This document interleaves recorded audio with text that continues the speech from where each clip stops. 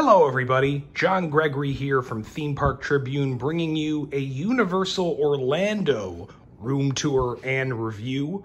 This is the Aventura Hotel, another on-site, on-property, whatever you want to call it, hotel at the Universal Orlando Resort. I stayed here one night in November 2021, paid direct through Universal using my annual pass holder discount, and paid $94 before tax. And let me just walk you around the room, give you a little bit of my thoughts on the room and the resort in general. I am going to walk back to the doorway. Wanted to start it over by the window for a little better view, but walking into the room, you get the mirror on your left side, and then, you know, kind of the boring stuff. This is the closet and wardrobe. Here's the typical things.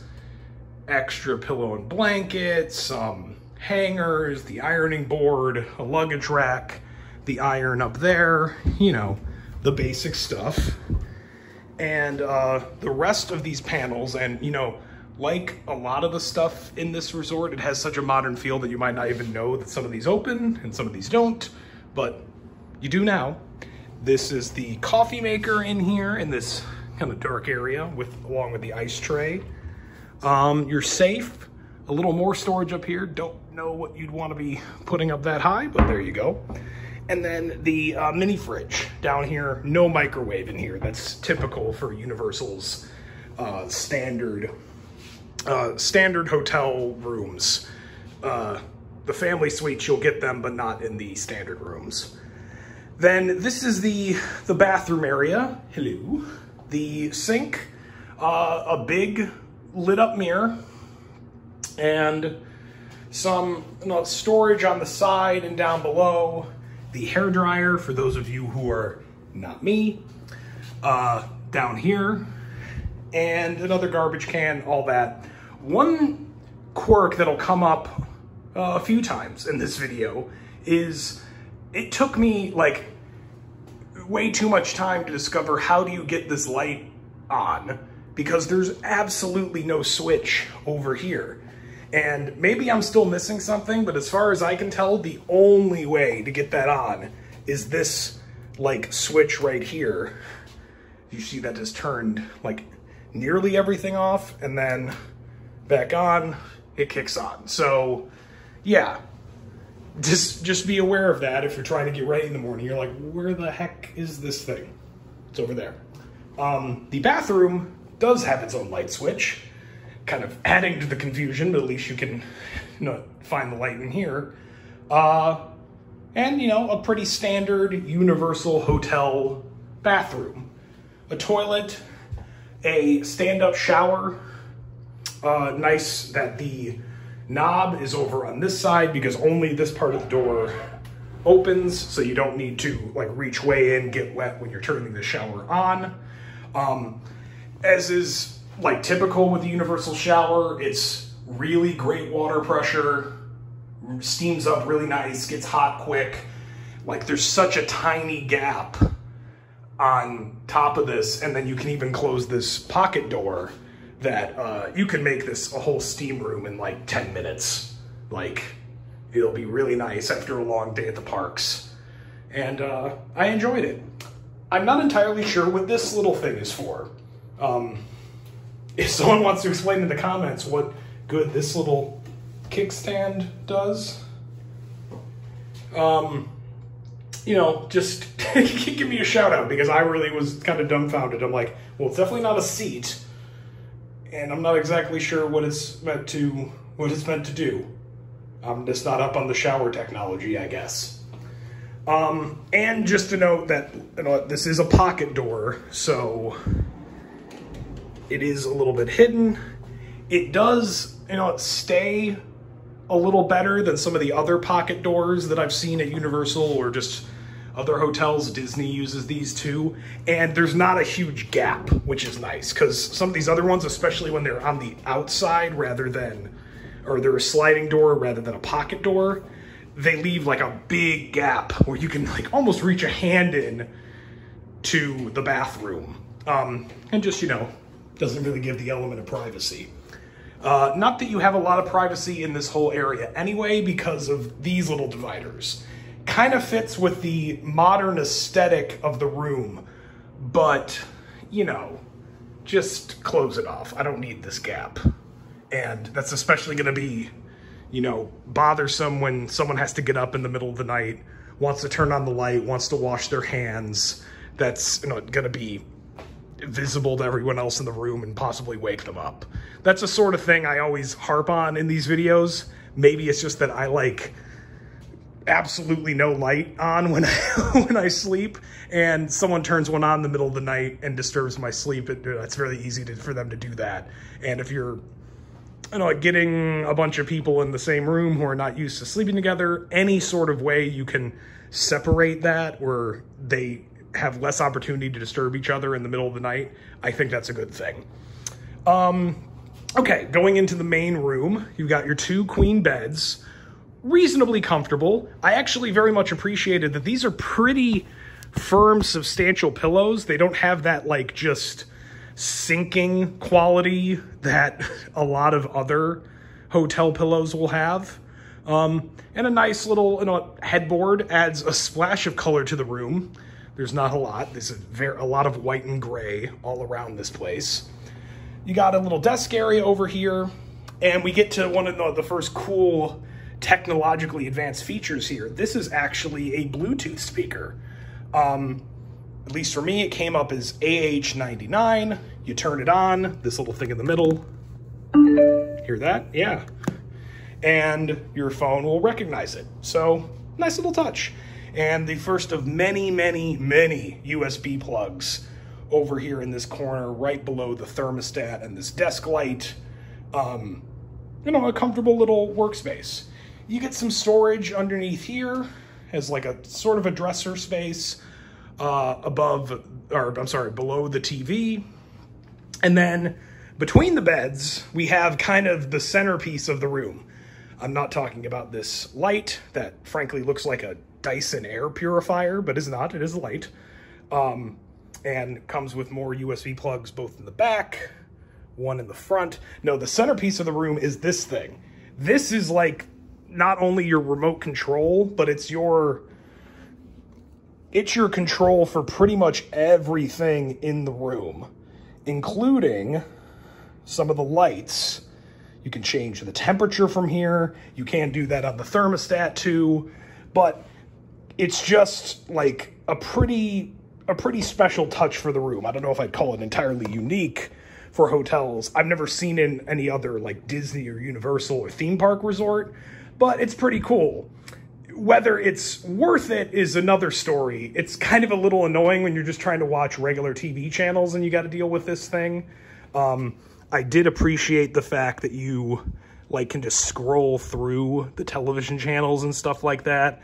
And it is also nice that it really easily lets you put in your streaming account passwords and all that. It will automatically delete that stuff. Ooh, I accidentally turned on the TV. It will automatically delete all those accounts once you check out. So don't worry about having to do that yourself or someone else getting access to your Netflix later. But it's kind of a cool feature. It's a little unwieldy at times. Like I would have just rather had like a regular remote when I was flipping through channels and like in the wee hours in the morning when I'm about to get to sleep. But still, you know, I can't argue with the technologically advanced touch there. Right next to the phone that maybe never gets used. You know, the old and the new right next to each other. Back in the corner, you get a little modern-y chair fit in here, along with another larger Dyson air purifier looking lamp. That is actually one of the ones you can control from that pad. I should note that not all the lights here, let's see if I can flip through it. Not all the lights in the room are controllable with this thing. It's just these 3. And then that kind of leaves where some of the lights have switches, some of them don't. I don't see any way to turn this one on and off other than with the pad.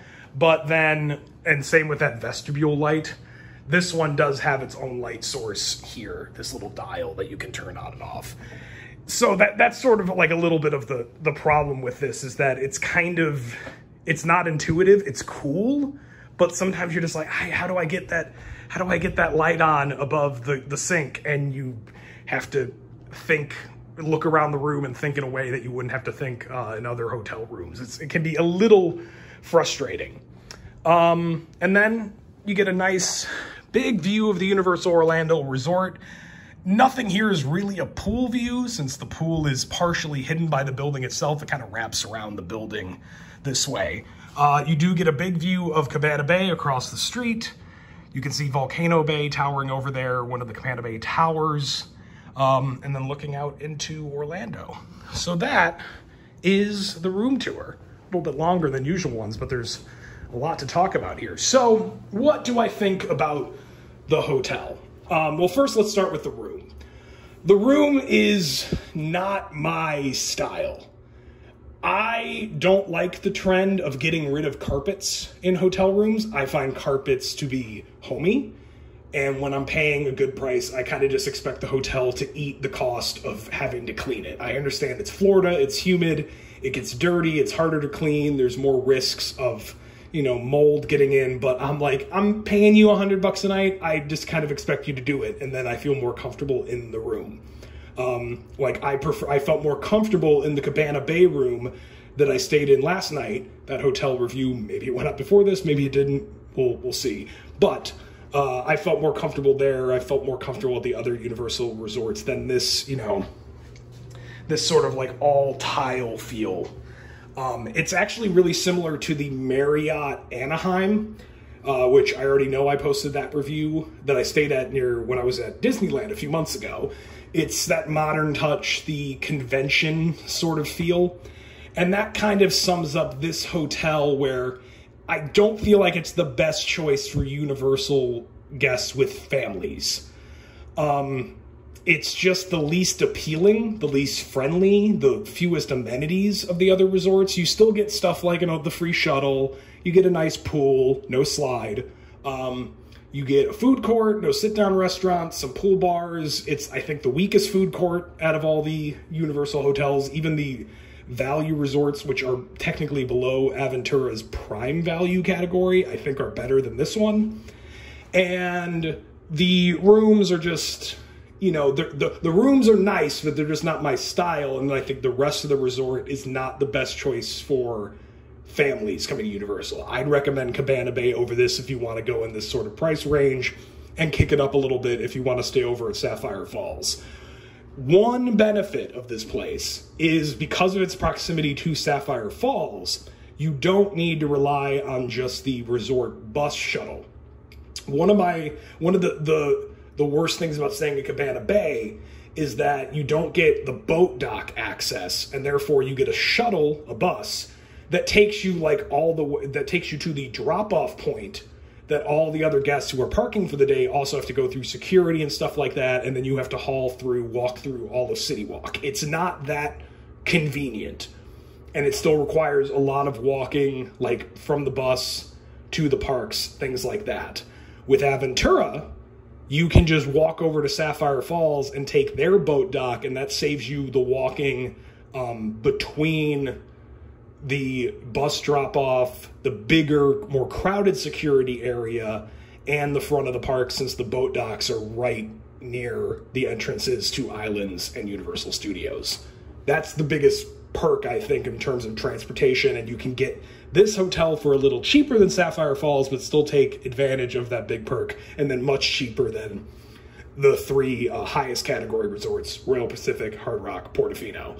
But for families, if just talking about the hotel, I think Cabana Bay and Endless Summer are better than this. I just don't think that's not the group that this is appealing to. And then the room, while nice, and some, kind of like cool touches that are also a little bit unintuitive and can be a little frustrating, that's, I think, a reason for families to go elsewhere. Aventura is still worth a try if you like this aesthetic, but I think the better value for most visitors and especially visitors with kids, is Cabana Bay and then Endless Summer, or kick it up a little bit and stay at Sapphire Falls. That's my thoughts on Aventura Hotel. You know, it's got its place. Some of it's not to my liking, and I think families are better off staying elsewhere on property.